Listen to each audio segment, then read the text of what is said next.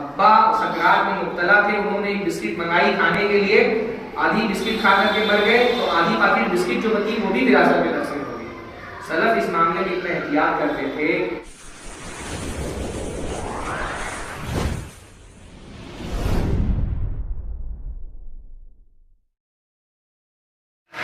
الحمدللہ رب العالمین والصلاة والسلام علی نبینا محمد وعلی آلہ وصحبہ اجمعین ومن تبعهم بإحسان إلى يوم الدين۔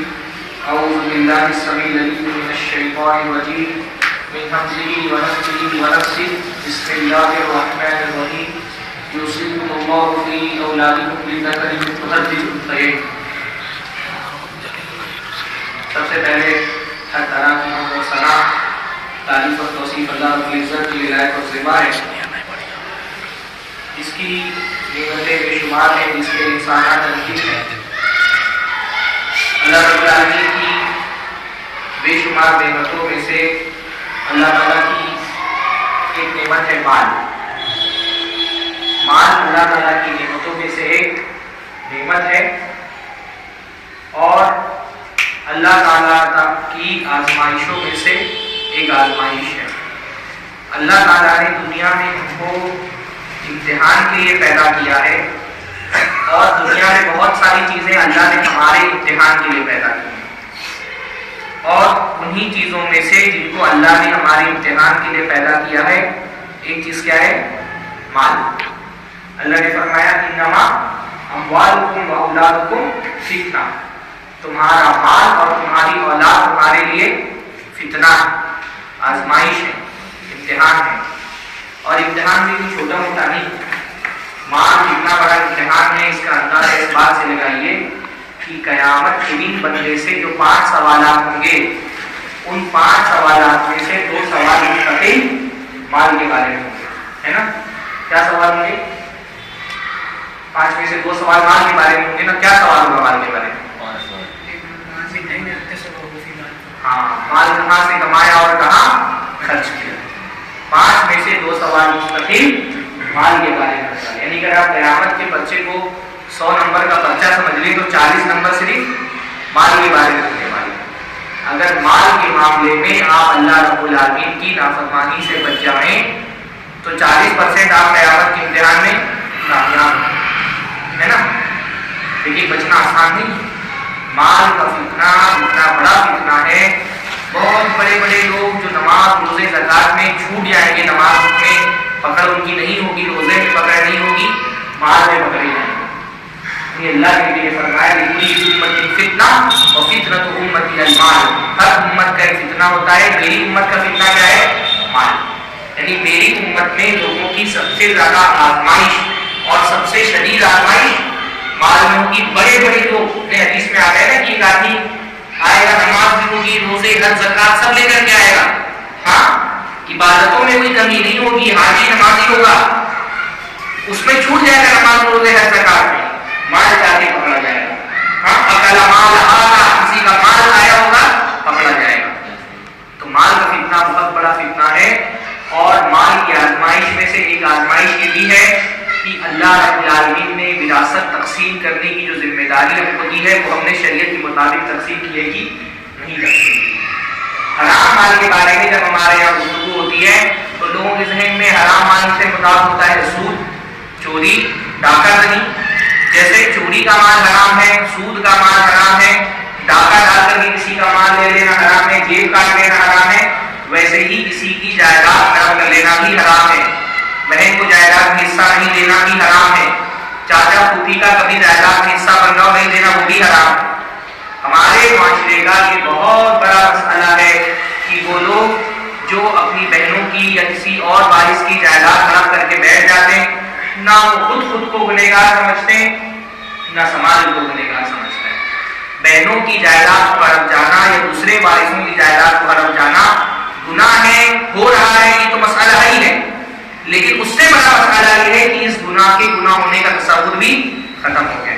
الحمدللہ شہر مو کے بارے میں یہ بات بہت اچھی ہے کہ میں نے سنا ہے کہ بالعموم یہاں پر بہنوں کو جائیداد میں حصہ دینے کا رواج، ہاں، لیکن عمومی طور پہ بہنوں کو جائیداد میں حصہ نہیں دینے کے علاوہ بھی ہمارے معاشرے میں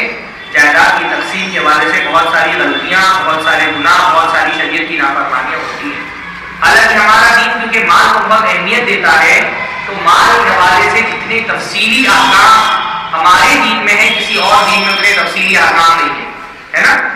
اور دوسرے بتائیے تو کیا مال کی نفسی بری چیز ہے, اس کو تیاگ دینا چاہیے, سنیاس لے کر کے دور ہو جانا چاہیے. پر ہمارا دین کیونکہ مال کو نعمت قرار دیتا ہے تو اس نے مال کی تقسیم کے حوالے سے بہت تفصیلی احکام رکھے, خاص طور پہ زکات کی تقسیم اور وراثت کی تقسیم, ہے نا. دو نظام مال کے حوالے سے اسلام کے ایسے ہیں کہ اگر یہ نظام صحیح اسلامی بنیادوں پر ہمارے معاشرے میں رائج ہو جائے تو بہت حد تک غربت کو اور اس کے نقصانات کو کنٹرول کیا جا سکتا ہے. غربت ختم تو نہیں ہوگی پر غربت کے نقصانات کو کنٹرول کرنے کے لیے دو نظام ہے نا, ایک تقسیم وراثت کا نظام اور ایک تقسیم زکات کا نظام, ان کو صحیح بنیادوں پر نافذ کیا جائے. پر ہمارے معاشرے میں مسئلہ یہ ہے کہ نہ تو زکات کی تقسیم صحیح سے ہو رہی ہے نہ وراثت کی تقسیم صحیح سے ہو رہی ہے نا.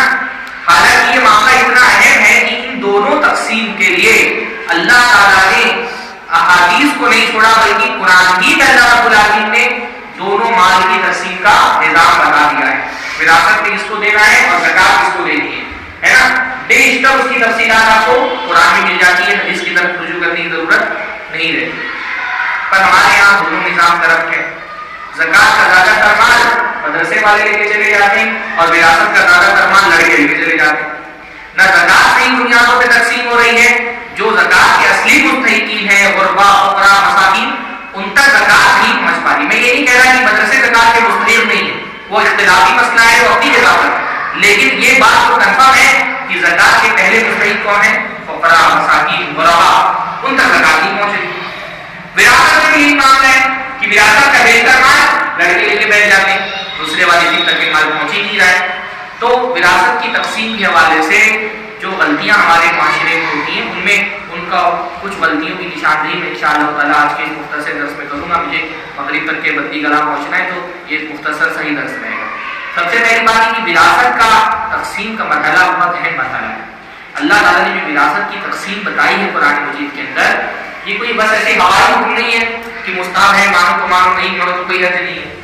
اللہ تعالیٰ نے بہت تاکید کی ہے اس کی, یعنی شروعات میں نے فرمایا یوصیکم اللہ, اللہ تعالیٰ تم کو وصیت کرتا ہے.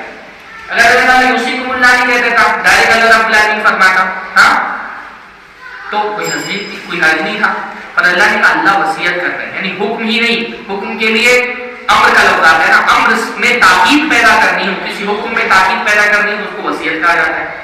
یعنی نہ صرف یہ کہ اللہ کا حکم, اللہ کا حکم ہوتا تو بھی بہت ضروری تھا, پر حکم سے زائد تاکید پیدا کرنے کے لیے وصیت اس کو قرار دیا کہ اللہ تعالیٰ کی وصیت ہے کہ تم اپنے اولاد میں اپنے وارثین میں اس طرح سے مال وراثت کا تقسیم کرو.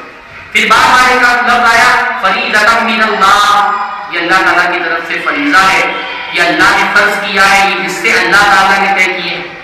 انہی آیتوں میں فرمایا تلک حدود اللہ, یہ اللہ تعالیٰ کی حدیں ہیں, یہ حدیں اللہ تعالیٰ نے طے کی ہیں.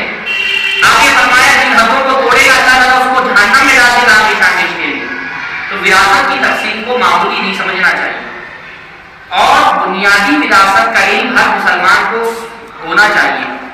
یعنی جب وراثت کی تقسیم کا مرحلہ آئے تو اہل علم کی طرف رجوع کر کے کم سے کم اگر وراثت میں آپ ماہر نہیں ہو جا رہے تو جتنا آپ کو وراثت تقسیم کرنی ہے اتنا علم آپ کو ہونا چاہیے. ہمارے معاشرے میں بہت سارے لوگ اولت تو آپس میں بیٹھ کر کے تقسیم کر لیتے ہیں, کسی عالم کی طرف اہل علم کی طرف رجوع نہیں کرتے, جو مرضی میں آیا جس کو دیا, جو مرضی میں آیا تقسیم کیا, جو مرضی میں آیا تقسیم نہیں کیا. مرضی سے اپنی تقسیم نہیں ہوتی ہے نا. تقسیم کے لیے شریعت کے اصولوں اور ضابطوں کا خیال رکھنا ضروری ہے. یہ شرعی حکم ہے وراثت کی تقسیم. جب تک کہ آپ شریعت کی طرف رجوع نہیں کریں, مال اللہ کا ہے, اس میں آپ اپنی مرضی نہیں چلے گی. بہت سارے صورتحال اس طرح کی ہوتی ہے, کسی عالم سے پوچھا نہیں, مرضی میں جتنا جو تقسیم کرنا ہوا اپنے حساب سے تقسیم کر دیا بھائی.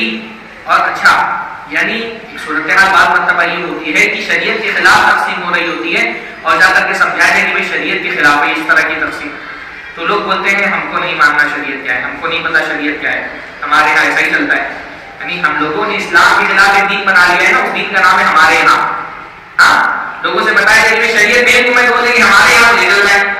جب شریعت کا حکم آ گیا تو اس کے بعد اور کوئی راستہ نہیں بچتا ہے. وراثت کے معاملے میں قرآن مجید میں جو اللہ نے اتنی تفصیل سے احکام بیان کیے, اس کا مقصد یہ کیا ہے مسلمان سمجھ لے، سیکھ لے، جان لے، وراثت کا کم سے کم بنیادی علم ہونا چاہیے، پر بنیادی علم بھی لوگوں کے پاس نہیں۔ آپ دیکھیے قرآن حدیث میں اللہ نے نماز پڑھنے کا حکم دیا، پر نماز پڑھنے کا طریقہ قرآن میں نہیں بتایا، حدیث میں بتایا۔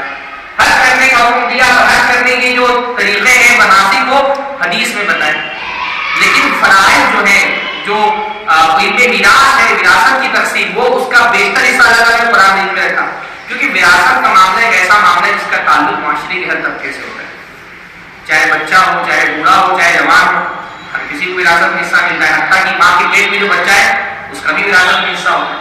نماز باقی ہونے کے بعد پڑھے گا، پر وراثت میں حصہ اس کا تو جیسے ماں کے پیٹ میں اس کو جنین ہوا، پہلے مرحلے میں ہی وہ عالم بن جاتا ہے اگر اس کے باپ کی موت ہو گئی۔ ہاں، وراثت کا تعلق ہر طبقے سے، ہر صنف سے ہے، اس لیے بیسک وراثت کے احکام ہر مسلمان کو پتہ ہونے چاہیے۔ ہمارے یہاں وراثت کی تقسیم میں بہت ساری شرعی نافرمانیاں ہوتی ہیں۔ سب سے پہلی اور سب سے بڑی نافرمانی تو ہوتی ہے کہ ٹائم پر وراثت تقسیم نہیں کی جاتی۔ وراثت ٹائم پر تقسیم نہیں کرنے کی وجہ سے بہت سارے ظلم کے دروازے کھلتے ہیں۔ وراثت تقسیم کرنے کا ٹائم کیا ہے؟ بھائی دادی کی موت ہو گئی، ٹھیک ہے، 3 دن تو سوگ کے ہیں، غم کے دن، ایسا ہوا نہیں کہ ادھر ہاسپٹل میں انتقال ہوا ادھر وراثت تقسیم کرنے کے لیے بیٹھ جائیں۔ 3 دن غم کے ہیں، سوگ کے ہیں، تو 3 دن ختم ہو گئے، ابھی بھی گھر والے معمول پر نہیں آئے، 1 ہفتہ رک جائیے، 2 ہفتہ رک جائیے، بھائی زیادہ میں 1 مہینہ رک جائیے، ہے نا؟ 1 مہینہ ختم ہو گیا، زندگی معمول پر آ گئی، لوگوں کا غم ہلکا ہو گیا ہے، اب وراثت تقسیم کریے۔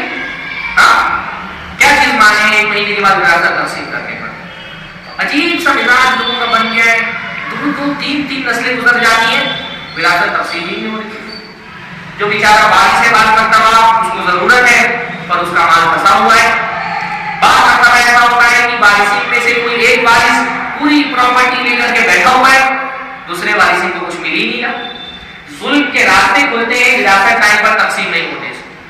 یعنی بعض مرتبہ یہ ہوتا ہے کہ شوہر کا انتقال ہو گیا، بیوی پورے مال پر قبضہ کر کے بیٹھی ہے، اور وہ نہ بچے کو دے رہی ہے نہ بیٹیوں کو دے رہی ہے، اور ذہن لوگوں کا یہ بن گیا ہے کہ جب تک اماں اور ابا دونوں کا انتقال ہو جائے وراثت تقسیم نہیں ہو سکتی۔ شریعت تو یہ نہیں کہتی۔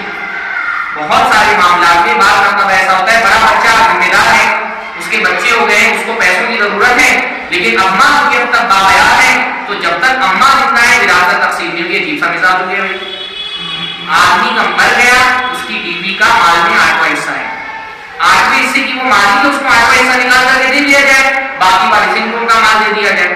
پر یہ عجیب لوگوں میں غلط فہمی ہے، بلکہ لوگ باقاعدہ ہوتے ہیں ابھی کیسے وراثت تقسیم ہوگی، ابھی تو اماں زندہ ہے۔ بھائی اگر اماں زندہ ہے یعنی میت کی بیوی زندہ ہے تو اس کا 8واں حصہ ہے، اس کو 8واں حصہ دو، باقی وارثین میں وراثت تقسیم کرو۔ اب اس کا نقصان برباد کرتا ہوا ہے، بڑا بھائی اب نہیں کر کے بیٹھا ہوا ہے پورا، ہاں ایک ہی وارث قبضہ کر کے بیٹھا ہوا ہے، ایسا نہیں ہوتا کہ صرف قبضہ کر کے بیٹھا ہے، اس سے جو منافع آ رہے ہیں وہ بھی وارثین میں تقسیم نہیں ہو رہے۔ مثلاً کھیتی باڑی ہے کسی کی، اب کھیتی باڑی میں مان لیجیے اناج آ رہا ہے، اب پورا اماں کے ہاتھ میں آ رہا ہے یا پورا بڑا بھائی لے رہا ہے، جب تک کہ وراثت میں جو سامان ہے وہ تقسیم نہیں ہوتا تب تک اس سے حاصل ہونے والے منافع وارثین میں تقسیم ہوتے ہیں، نہیں؟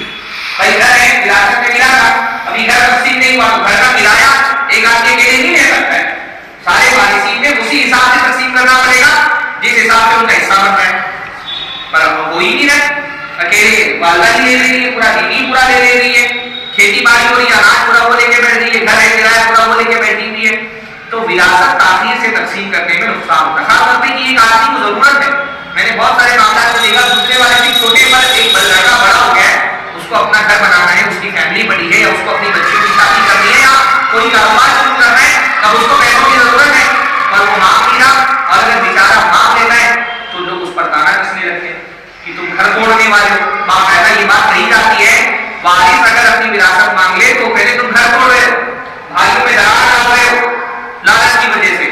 اپنی وراثت کا حصہ مانگنا قطعاً کوئی شرمندگی کی بات نہیں، کوئی گناہ نہیں، اس میں نہیں شرمانا چاہیے، چاہے بھائی ہو چاہے بہن ہو، ہاں اپنا حصہ مانگنے میں کیا شرم؟ بھائی حضرت فاطمہ رضی اللہ تعالیٰ عنہ حضرت عمر کے پاس نہیں کہا پہلے میرے ابا کی بیٹی ہے کہا اور مجھے اس میں سے حصہ دیجیے، حالانکہ ان کا حصہ بن بھی نہیں رہا۔ حضرت بکر نے جب حدیث سنائی کہ اللہ کے نبی صلی اللہ علیہ وسلم نے فرمایا ہے انبیاء کی وراثت ان کے وارثین میں تقسیم نہیں ہوتی، وہ صدقہ ہو جاتی ہے، پھر انہوں نے کبھی مطالبہ نہیں کیا लेकिन जब उनको लगा कि मेरा हिस्सा है तो उन्होंने मांगा। अपना हिस्सा मांगने में कोई ऐसी बात नहीं है, कोई अगर अपना हिस्सा मांग रहा है उसको मजबूर नहीं कर सकते आप कि वो घर तोड़ रहा है, वो बता नहीं कर रहा है। अल्लाह के नबी के जमाने में बूढ़े लोग यानी हजरत एक दादी आकर के अल्लाह के नबी से अपने पोते की विरासत में हिस्सा मांग रही है। हजरत उमर के जमाने में दादी आकर पोते की विरासत में हिस्सा मांग रही है, नानी आकर के नवासे की विरासत में हिस्सा मांग रही है। अपना हिस्सा मांगना कोई ऐब की बात नहीं, कोई शर्मिंदगी की बात नहीं। तो एक तो मसला ये होता है कि टाइम पे विरासत तकसीम नहीं होती, बात होता है टाइम से पहले तकसीम कर देते हैं। विरासत तकसीम होने का टाइम कब आता है?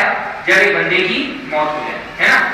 मौत हो जाएगी तो जो जायदाद उसने छोड़ी है वो तरका तकसीम होगा। पर हमारे यहाँ बहुत सारे लड़के बाप की जिंदगी में ही बोलेंगे मुझे मेरा हिस्सा दे के अलग करो। सुना होगा ना कि मुझे मेरा हिस्सा दो। बाप की जिंदगी में बाप के माल में बेटे का कोई हिस्सा नहीं। बाप की जिंदगी में बाप के माल में क्यों बोल रहा हूँ? बात मतलब लड़का बाहर पैसा कमा रहा है, वो पैसा कमा करके भेजता है, तो अगर उसने पैसा इस नियत से भेजा है कि ये पैसा इससे जो जायदाद खरीदी जाए उसमें मेरा शेयर रहेगा, तो उसको शेयर देना पड़ेगा उसका। हाँ, लेकिन जो बाप का अपना माल है कमाया हुआ या उसको जो दादा की तरफ से मिला है, बाप के माल में जब तक बाप जिंदा है उसके माल में बेटे का कोई हिस्सा नहीं है। बेटा जिंदगी में माल का उसको हिस्से का मुतालबा नहीं कर सकता। हिस्सा कब बनेगा? जब बाप की मौत हो जाएगी तब हिस्सा बनेगा।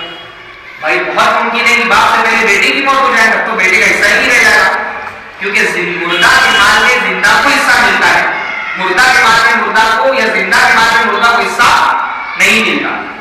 तो बेटा जिंदगी में अपने हिस्से का मुतालबा होता ही नहीं, तो मुतालबा क्या करेगा भाई? बल्कि बेटा मर गया तो उल्टा बेटे के माल में बाप का हिस्सा हो जाएगा। समझ रहे हैं ना? बेटा अगर मर गया तो उसके माल में बाप का हिस्सा हो जाएगा। क्या बेटा बोलता है मेरा हिस्सा देके मुझे अलग करो। बहुत सारे लड़के कहते हैं मैं अब्बा की कमाई में नहीं मांग रहा, जो दादा के हिस्से में अब्बा मिला उससे मांग रहा। तो ना अब्बा की कमाई में हिस्सा है ना उस जायदाद में हिस्सा है, उनको दादा की तरफ से मिला, बेटे का कोई हिस्सा नहीं है। हाँ, बल्कि बाप अगर जरूरतमंद है और उसके पास अपनी जरूरत पूरा करने का पैसा नहीं है तो बेटे के माल में से दे देगा जितना उसकी जरूरत है। हाँ, खाने की, कमाने की, खाने की और पानी की, रिहाइश की, इलाज की, उतना बेटों से ले सकता है। तो बात करता वक्त से पहले ही तकसीम हो जाता है। ठीक है, अगर बाप अपनी जिंदगी में अपना माल तकसीम करना चाहता है, अपनी जायदाद तकसीम करना चाहता है, तो शरीयत उसको रोकती नहीं कि तुम तकसीम मत करो, पर वो विरासत नहीं तकसीम कर सकता अपनी जिंदगी में। वो हदिया दे सकता है, जिंदगी में जो वो देगा अपनी औलाद को विरासत नहीं होगी, वो क्या होगा? हदिया। और हदिये में शरई उसूल ये है कि औलाद के दरमियान इंसाफ करना पड़ेगा। बहुत मशहूर हजरत नुमान इब्न बशीर की रिवायत है कि हजरत बशीर ने अपने बेटे को घोड़ा दिया और अपनी बीवी से कहा कि मैं इस घोड़े का मांग बना रहा हूँ। तो उन्होंने कहा पहले जा करके अल्लाह के नबी से इजाजत ले लो और अल्लाह के नबी को गवाह बना लो। तो अल्लाह के नबी के पास जब गए तो अल्लाह के नबी सल्लल्लाहु अलैहि वसल्लम ने पूछा कि ये जो तुम इसको हदिया दे रहे हो क्या सारी औलाद को दी है? कहा नहीं अल्लाह के नबी। तो अल्लाह ने फरमाया मैं जुल्म पर गवाह नहीं बनता, इअदिलू बैना औलादिकुम, अपनी औलाद के दरमियान अदल करो। अब औलाद में बेटा भी आ गया और बेटी भी आ गई। तो जिंदगी में अगर बंदा हदिया तकसीम कर रहा है तो सही बात यही है औलाद में बराबरी करनी पड़ेगी, जितना लड़के को दिया उतना ही लड़की को देना पड़ेगा और जिंदगी में तकसीम करता है। हाँ, बल्कि माल तो बहुत बड़ी बात है। अल्लाह के नबी सल्लल्लाहु अलैहि वसल्लम के पास एक सहाबी बैठे थे और एक लड़का आकर के उस सहाबी का उनके पास आया तो उनको गोद में बिठा दिया और बेटी आई तो बगल में बिठा दिया। तो अल्लाह ने फरमाया अल्लाह अदल बैनहुमा, तुमने दोनों के दरमियान आदल क्यों नहीं किया? लड़के को गोद में बिठाया तो लड़की को भी गोद में बिठाना चाहिए अदल के। तो जिंदगी में बेटे का बेटी के माल, बेटे का बाप के माल में कोई हिस्सा नहीं होता, विरासत नहीं दे सकता। हाँ, अलग अलग तरह से दे सकता है, हदिया दे सकता है, तो हदिये में सब में बराबरी करनी पड़ेगी। एवज दे सकता है। एवज का मतलब ये कि भाई किसी बच्चे के घर पे बाप रह रहा है, खाने पीने का इंतजाम वही बच्चा करता है, इलाज मुआवजा वही करा रहा है, तो उसकी इस खिदमत के बदले में कुछ एक्स्ट्रा उसको जिंदगी में दे सकता है। उसमें भी इंसाफ करना जरूरी नहीं है। इसी तरह से कोई बेटा अगर मजबूर है तो उसकी मजबूरी में उसका ताउन कर सकता है। हाँ, जैसे बीमार हो गया तो इलाज करा सकता है, या उसके घर में फाका कशी चल रही है तो राशन भरा सकता है, तो मदद कर सकता है। उसको नफा में भी, नफे में भी मुसावात नहीं है कि जो है जितना इसको दिया उसको अलग से इतना देना पड़ेगा। लेकिन अगर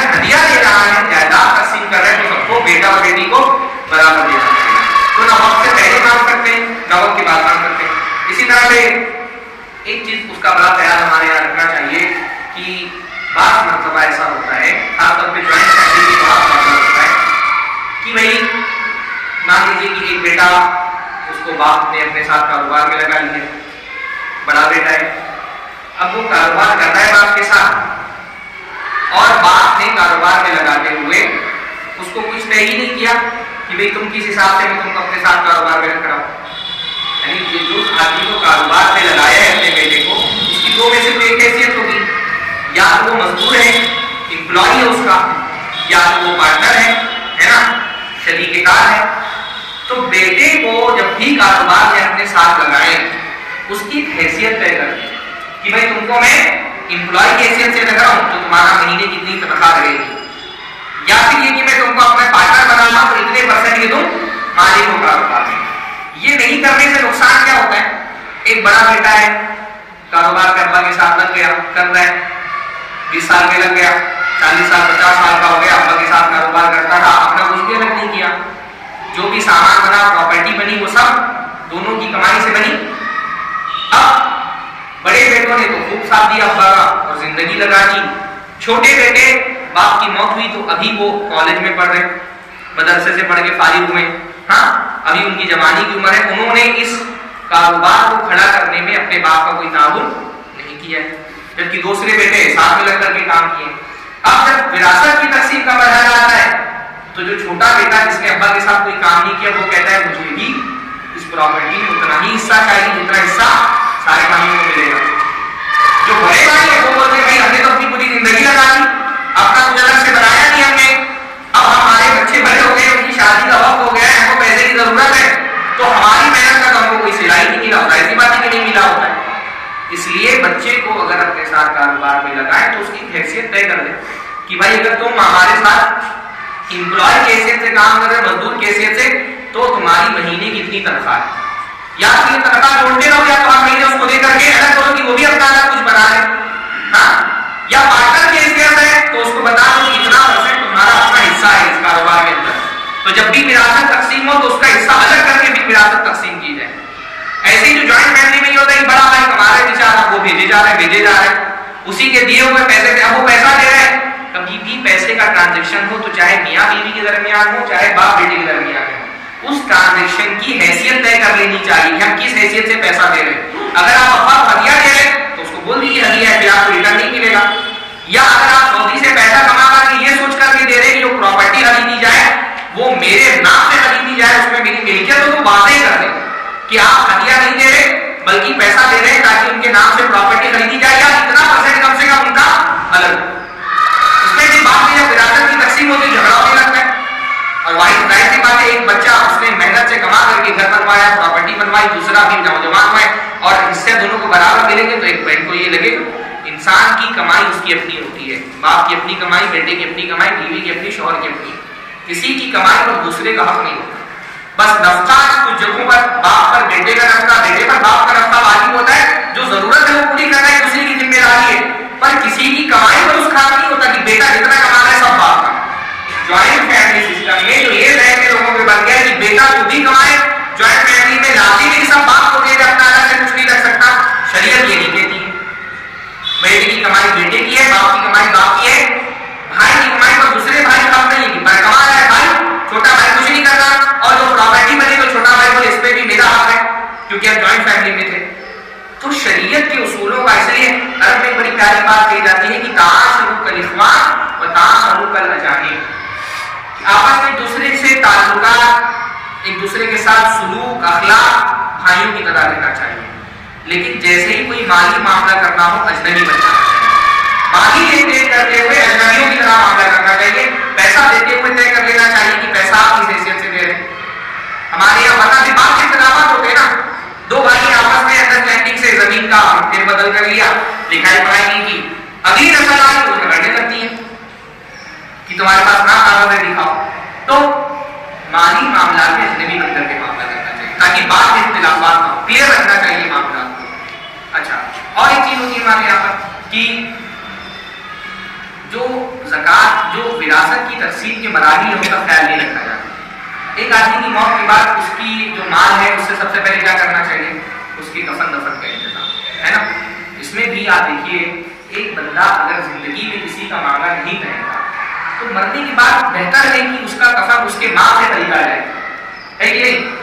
بھائی اگر زندگی میں دوسرے کا دیا نہیں پہنتا تو مرنے کے بعد کسی کے صدقے کا کفن کیوں پہنوں؟ کوئی بھی پیسہ دے دیتا ہے کہ میری طرف سے کفن خرید لو، نہیں، بہتر ہے کہ اس کے مال سے کفن پہنا جائے اس کو۔ حضرت مصعب بن عمیر کو دیکھیے، کفن کم پڑ گیا ان کا، سر ڈھانپتے تو پیر کھل جاتا تھا، پیر ڈھانپتے تو سر کھل جاتا تھا۔ صحابہ میں سے ایسے لوگ تھے نا کہ اتنا کفن دے سکتے تھے پر نہیں دیا، کیوں؟ بھائی جب زندگی میں وہ کسی کا مال کر نہیں پہنتے تھے تو مرنے کے بعد بھی ان کی غیرت اور ایگو کا خیال رکھا جائے، تو ان کا سر ڈھانپ دیا گیا اور پیر پہ گھاس ڈال دی۔ تو پہلے تو دفن کا انتظام ہوگا پیسوں سے، اس کے بعد کیا ہوگا؟ اگر اس کے مال میں سے کسی کا قرضہ یا کسی کا ذمہ باقی ہے پیسہ، تو پہلے اس کے ذمے جس کا پیسہ تھا اس کو وہ پیسہ لوٹایا جائے۔ قرضہ لیا تھا تو دے، ہاں اگر قرضہ ثابت ہو گیا تو دینا واجب ہے۔ آپ یہ نہیں بول سکتے ابا نے لیا تھا ابا جا کے، نہیں، ہاں قرضہ بہت بڑا مسئلہ ہے۔ لیکن نے فرمایا یغفر لشہید کل ذنب الا الدین، شہید کا ہر گناہ معاف ہو جاتا ہے، قرضہ معاف نہیں ہوتا۔ شہید بھی ہو جائے تو بھی اللہ کا قرضہ معاف نہیں کرتا۔ اور صرف قرضہ نہیں، ہر وہ چیز جو اس کے ذمے تھی، مسئلہ نہیں، اگر کسی کے والد نے اپنی بہن کو جائیداد میں حصہ نہیں دیا تھا تو اس کے والد کی وفات کے بعد وارثین کی ذمہ داری ہے کہ اپنی پھوپھی کو حصہ دے دے اس کا، سمجھ رہے؟ اگر والد نے بہن کو وراثت میں حصہ نہیں دیا تھا، وفات ہو گئی، کسی وجہ سے نہیں دیا تھا، جہالت میں نہیں دیا تھا یا ظلم نہیں دیا تھا، تو باپ نے نہیں دیا، اس کا یہ مطلب نہیں کہ بیٹوں کے لیے حلال ہو گیا۔ رزق کیا ہوا مال وراثت میں تقسیم نہیں ہوتا، باپ نے نہیں دیا تھا تو بیٹوں کو دینا پڑے گا۔ جتنا آپ کے ابا کے مال میں آپ کی پھوپھی کا حصہ بن رہا ہے ان کو لوٹائیں، پھوپھی وفات پا چکی ہے تو ان کے جو وارثین ہیں ان کو لوٹائیں، پر وہ وراثت میں تقسیم نہیں ہوگا۔ ہمارے یہاں لوگ باپ سے بڑی محبت کی دعوے داری کرتے ہیں، ہاں کبھی جو باپ کی طرف سے اور میت کی طرف سے قربانی کا مسئلہ آتا ہے تو لڑ جاتے ہیں کہ آپ میت کی طرف سے قربانی کی اجازت نہیں دے رہے، ہم کو اپنے ابا کی طرف سے قربانی کرنی اور آپ اجازت نہیں دے رہے۔ قربانی کے معاملے میں ہے کہ قربانی تو سنت ہے اور حصہ دینا واجب ہے، تو باپ سے بہت محبت ہے تو قربانی سے پہلے ان کی طرف سے جو پھوپھی کو حصہ نہیں ملا ہے اس کو دینے کی فکر کرو، وہاں لے کر نہیں کریں گے۔ حصہ دینا تو واجب ہے بھائی، ہاں قربانی کرنا تو سنت ہے۔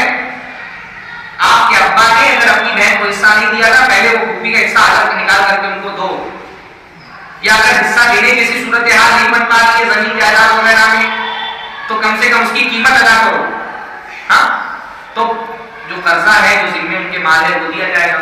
اس کے بعد اگر انہوں نے کوئی وصیت کی ہے تو 1/3 مال میں سے وصیت پوری کی جائے گی۔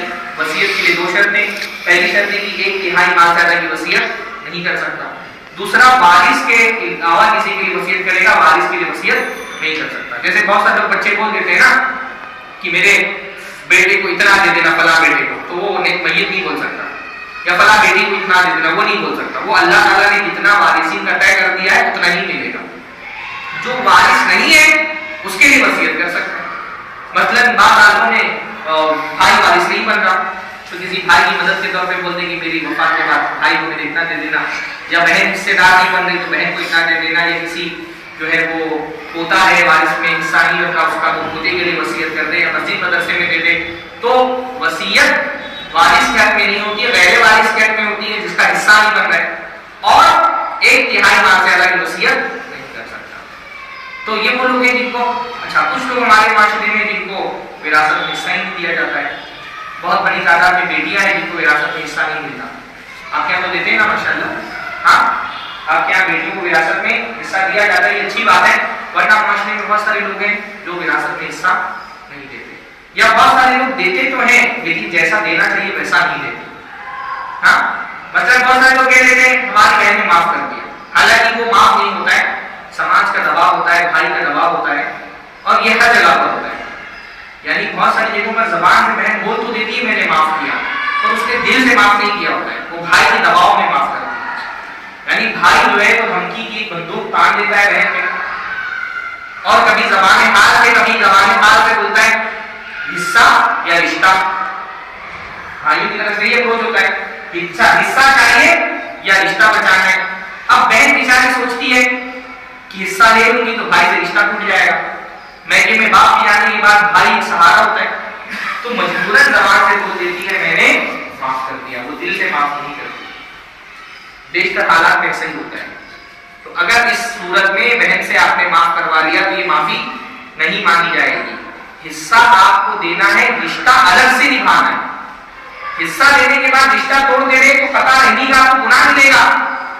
اللہ نے فرمایا شرک کے بعد سب سے بڑا سب سے مقبول اللہ کے نزدیک عمل رشتہ توڑنا ہے. حصہ تو دینا ہی ہے، حصہ دینے کے بعد رشتہ نبھانے کے تقاضے کو الگ سے ادا کرنے ہیں. رشتہ نبھانے کے لیے جو لین دین کرنا پڑتا ہے وہ الگ سے رکھنا ہے آپ کو. پر وہ بھائی ڈرا کر کے یا کبھی سماج دباؤ بنا کر کے لڑکی سے معاف کروا لیتا ہے.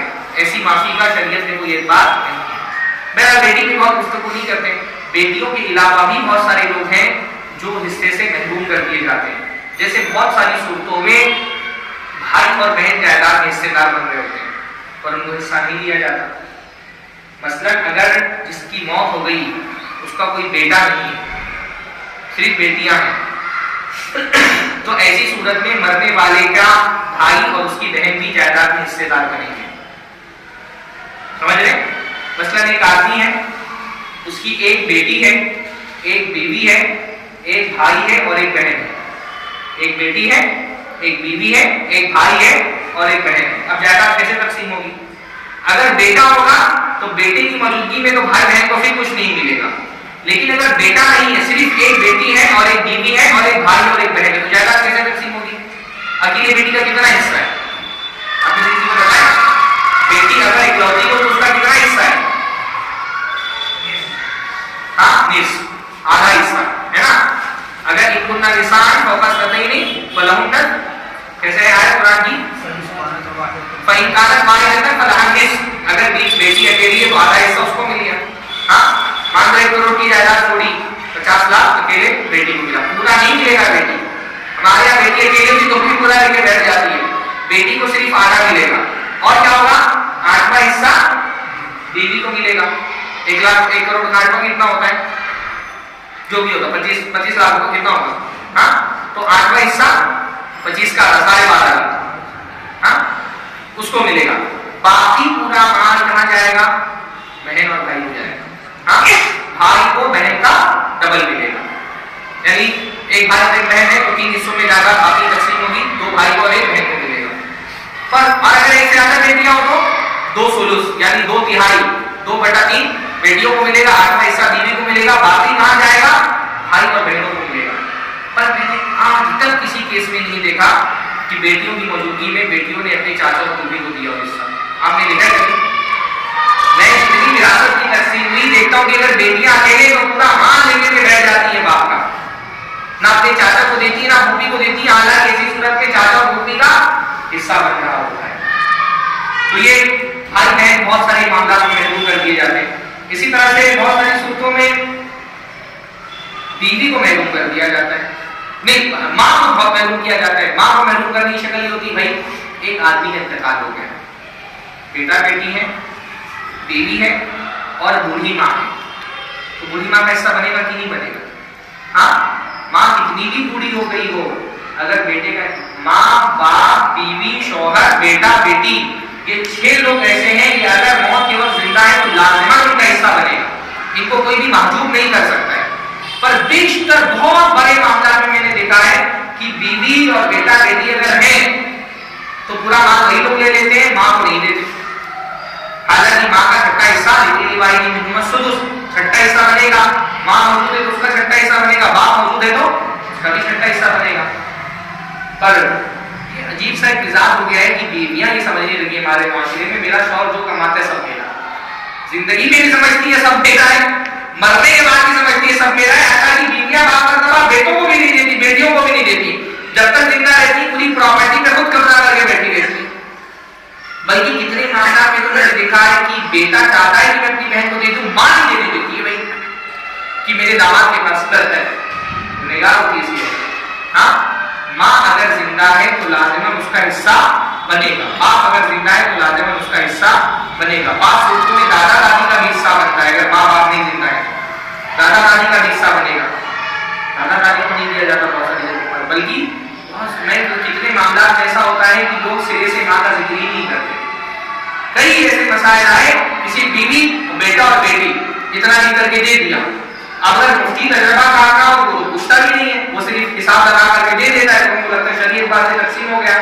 جب قریدوں تو پتا چلتا ہے کہ ماں بھی زندہ ہے لوگوں کو یہ تک نہیں پتا کہ وارثی کون کون پوٹینشیلی وارث بن سکتے ہیں تو ان کا نام بھی نہیں لکھتے۔ ایک کیس ہمارے پاس ایسا آیا، باپ نہیں زندہ ہے، پوچھا باپ ہے کہاں نہیں زندہ ہے، کہا دادا ہے کہاں ہے، کہاں ہے؟ تو ہم نے کبھی دادا ہے تو دادا کا لکھا بھی نہیں یہاں پہ، کہا وہ بس مرنے والے قریب قریب ہے، اس طرح میں بھائی چاہے سکرات میں کیوں نہ مبتلا ہو، ایک ساتھ اگر دادا لے لیے مرنے کے بعد تو ان کا حصہ بنے گا، دادا کا حصہ بنتا ہے باپ کی رہتے پتہ ہی نہیں ہم کو نا، وراثت کے معاملے میں تقریریں نہیں ہوتی، خطبے نہیں ہوتے، لوگوں کو وراثت کے معاملے کو کوئی اہمیت اور امپورٹینس ہی نہیں دیتے۔ ہاں آخری مرتبہ کب سنا تھا آپ نے وراثت کے موضوع پہ درس؟ کبھی سنا ہے؟ ہاں بات ہی نہیں ہوتی اس مسئلے پہ کوئی، اس لیے لوگوں کو کچھ پتہ ہی نہیں، آپس میں اپنی مرضی سے تقسیم کر لیتے۔ اچھا بہت سارے لوگ ایسے بھی ہوتے ہیں جن کا حصہ نہیں بن رہا ان کو دے دیتے، منہ بولے بیٹے کو دے دیا اٹھا کے اپنی پراپرٹی، اس کا ایک آنا نہیں بنتا ہے۔ کسی بچے کو اگر گود لیا تھا، گود لے سکتے ہیں، کفالت کر سکتے ہیں، لیکن وراثت میں اس کا کوئی حصہ نہیں بنے گا، پر منہ بولا بیٹا پورا لے کے چلا جاتا ہے، گود لیا تھا بچپن میں، اگر اس کے حق میں وصیت نہیں کی تو اس کو 1 روپیہ بھی نہیں ملے گا۔ وصیت کرنے کے تو 1/3 میں سے وصیت کر سکتے ہیں، تو وہ پورا حصہ لے کر کے چلا جاتا ہے منہ بولا بیٹا، وہ سگے بیٹے کی طرح اس کو وراثت میں حصہ دے دیتے، دوسرے لوگوں کو وہ بھی محفوظ کر دیتا ہے۔ بہت ساری صورتوں میں جو رغیب ہوتا ہے، کسی عورت سے میں نے شادی کی، اس کے پہلے شوہر سے جو بچہ تھا وہ میرا وارث تو نہیں ہے، اس کی تو کفالت بھی میرے ذمہ نہیں ہے، پر اور بیویاں دباؤ ڈال کر کے اس کو بھی وارث کے طور پہ حصہ دلا دیتی، حالانکہ ان کا کوئی حصہ نہیں بن رہا ہوتا ہے۔ باپ پوتے کا کوئی حصہ نہیں بنے گا، اگر چاچا زندہ ہے تو دادا کی وراثت میں پوتے کو بھی حصہ دلا دیتے۔ تو بہت سارے لوگ ایسے ہیں جن کا حصہ نہیں بن رہا ہوتا اور ان کو حصہ دلا دیا جاتا ہے۔ اچھا ایک بہت بڑی غلطی میں آخری بات بولتا ہوں، ایک بہت بڑی غلطی ہوتی ہے نا کہ وراثت تقسیم ہوتی ہے تو ساری وراثت نہیں تقسیم کی جاتی، یعنی بعض مرتبہ بھائی لوگ بولتے ہیں کہ باہر کا سامان سب لے لو لیکن گھر نہیں تقسیم کرتے، بولتے گھر تقسیم کر دیں گے تو ہم کہاں جائیں گے، تو بہنوں کو گھر میں حصہ ہی نہیں دیتے۔ بھائی ہر وہ چیز جو میت نے چھوڑی ہے اس میں سارے وارثین کا حصہ ہے۔ گھر تو جانے دیں، جو کپڑا وہ چھوڑ کر کے مرا، چشمہ، اس کا موبائل، اس کی گھڑی، ہر چیز وراثت میں تقسیم ہوئی۔ ابا سکرات میں مبتلا تھے، انہوں نے بسکٹ منگائی کھانے کے لیے، آدھی بسکٹ کھا کر کے مر گئے تو آدھی باقی بسکٹ جو بچی وہ بھی وراثت میں تقسیم ہو گئی۔ سلف اس معاملے میں اتنا احتیاط کرتے تھے، امام کے بارے میں آتا ہے کہ ان کے والد سکرات کے عالم میں مبتلا تھے، کمرے میں تھے، چراغ جل رہا تھا اور والد جاگنی کے عالم میں تھے، جیسے ہی والد کا انتقال ہوا انہوں نے چراغ اپنا بجھا دیا۔ کیوں؟ کہا یہ چراغ جو ہے یہ میرے ابا کا ترکہ ہے، جب تک زندہ تھے تب تک ان کے حق میں استعمال ہو رہا تھا، ان کی وفات ہو گئی اب یہ ترکہ میں شامل ہو گیا، تو جب تک میں دوسرے وارثوں سے اجازت نہ لے لوں میں اس چراغ کی روشنی سے بھی فائدہ نہیں اٹھا سکتا، اتنا احتیاط کرتے ہیں۔ ہاں تو وراثت میں ہر چیز تقسیم کرنی ہے۔ کبھی کبھی ہوتا ہے بیٹیاں زیور لے لیتی ہیں کہ اماں نے کہا تھا میرے مرنے کے بعد زیور تم لے لینا، نہیں چلے گا، بیٹی وارث بن رہی ہے تو وہ کوئی ماں اکیلے نہیں لے سکتی۔ بینک میں جو نامینی ہوتا ہے یہ بھی بہت ہوتا ہے، عورت کو بینک میں نامینی بنایا، اب بینک اچھا خاصا اماؤنٹ تھا بیلنس میں، اب جب بہت ایک آدمی کا انتقال ہو گیا تو بینک والے کو اسی کو دیں گے جو نامینی ہے، بیوی وارث ہے تو نامینی ہونے کے حیثیت سے اس کو مل جاتا ہے، بیوی اگر وارث نہیں ہوتی تب تو وہ لے سکتی تھی کیونکہ وہ اس کے حق میں وصیت ہو جاتا ہے، وہ تو وارث بن رہی ہے، تو بینک کا پیسہ کوئی بھی نکالے باقی تمام وارثین میں پڑے گا، اور خال ہی ایسا ہوتا ہے کہ بینک سے نکالا وہ پیسہ سارے لوگوں میں بانٹا جائے، وہ بیٹے کے ہاتھ میں آتا ہے تو وہ لے لیتا ہے، بیوی کے ہاتھ میں آتا ہے وہ لے لیتی ہے، کوئی خوف اللہ تعالیٰ کا ڈر رہ ہی نہیں گیا، ایک ایک روپے کا حساب لگا کر کے سب کو ہر مال تقسیم ہوگا جو میت چھوڑ کر کے گیا ہے۔ تو یہ بھی ایک مسئلہ ہوتا ہے کہ اور ٹھیک ہے میرے خیال سے اتنی باتیں کافی ہیں، اللہ تعالیٰ سے دعا ہے اللہ تعالیٰ آپ کو تصریف ہے بتا فرمائے، میں تو کوئی ایسا موضوع ہے کہ وہ لمبا چلا ہے تو پوری رات چل سکتا ہے، لیکن اصل مقصد اس کا ہے کہ فکر پیدا ہو جائے لوگوں کے دل میں، تو پیدا ہوئی فکر کی نہیں ہوئی، مزہ تو بہت زیادہ آیا نہیں ہوگا ہاں، پر فکر ایک پیدا ہو جائے کہ بھائی کسی کی وفات ہو تو عالم دین سے، اور وراثت کا بھی مسئلہ ہر کسی عالم سے نہیں پوچھنا چاہیے، اس کے جو ماہرین ہوتے ہیں جنہوں نے اس کو بہت فن کو باریکی سے پڑھا ہوتا ہے، ماشاء اللہ ہوں گے بہت سارے علماء ہیں، ہمارے استاد شیخ عبدالحمید فیضی صاحب جامعہ فیض عام کی، وہ وراثت کے معاملے میں بڑی مہارت رکھتے ہیں، اور بھی آپ کے علاقے میں بہت سارے وارث وراثت کے موضوع پر تفصیل سے اور باریکی سے علم رکھنے والے لوگ ہیں، تو جب بھی وراثت کی تقسیم کا مرحلہ آئے تو اچھے سے کسی عالم کو بلا کر کے سمجھ لینا چاہیے، ہاں ان کو بلائیے، اور جیسے آپ لوگ ڈاکٹر کے پاس جاتے ہیں نا، کسی عالم کو بلائیے، ان کو معاوضہ دیجیے اس کا، بھائی لاکھوں روپیہ مل رہا ہے، 5-10 ہزار روپیہ دے کر کے عالم کو بلاؤ، پورا دن ان سے میٹنگ رکھو، ساری تفصیلات ادا کر کے اور تقسیم کراؤ، کیسے تقسیم ہونا چاہیے، ہے نا؟ کیا ہے بھائی کروڑوں لاکھوں روپیہ مل رہا ہے تو 2-5-10 ہزار دے کر کسی عالم کو، اچھے وارث کے مالک کو بلا کر کے تقسیم کراؤ جائیداد پوری اس کی نگرانی میں، تاکہ وہ صحیح سے رہنمائی کر سکے آپ کی۔ یہ ایک مزاج بننا چاہیے لوگوں کا۔ اللہ تعالیٰ ہم سب کو صحیح دین کے پر عمل کرنے کی توفیق عطا فرمائے۔